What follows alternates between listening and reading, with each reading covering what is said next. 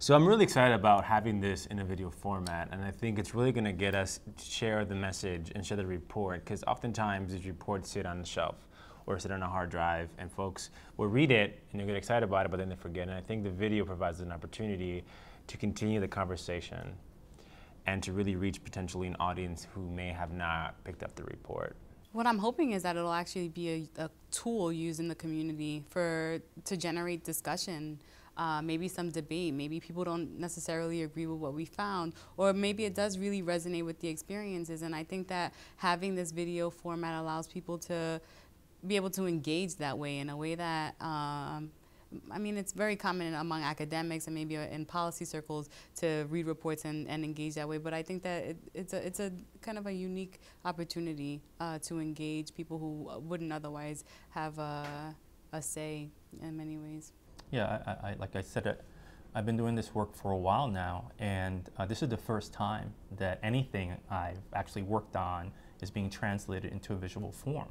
And thinking about our society is deeply visual, deeply mediated through all kinds of social media, all kinds of internet, all kinds of video.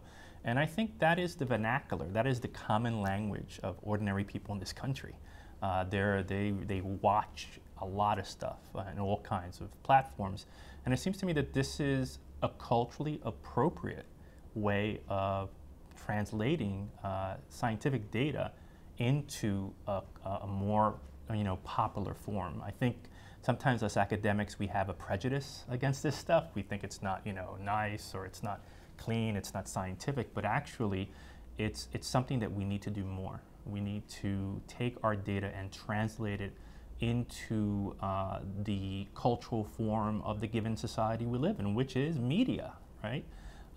This is really the connection between what we call, health literacy and, media literacy. And I'm really happy with doing this video form. It's something that needs to be done.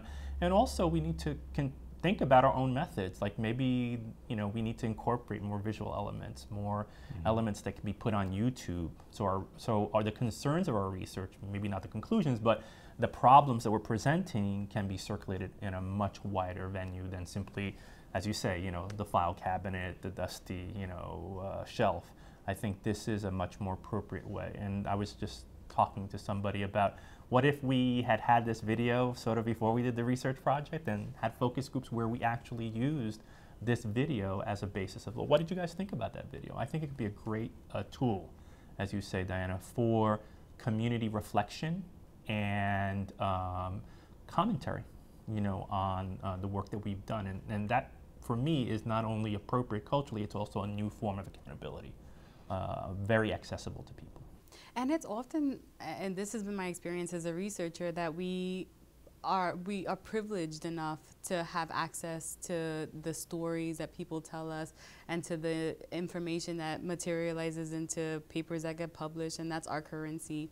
But I think that this is a currency that can be exchanged back to the community in a way that doesn't often happen, because we always, unfortunately, and actually can go beyond the communities that we gain the information from, but certainly it gives us an opportunity to kind of think about research being an exchange process, and this video format being a little bit broader than a paper that would be written in some obscure journal that nobody would read. Yeah, and there's great research that has been happening over the past years, that is currently happening, and I think oftentimes that research, that rich information stays within the same pool of people, those that are potentially educated and privileged.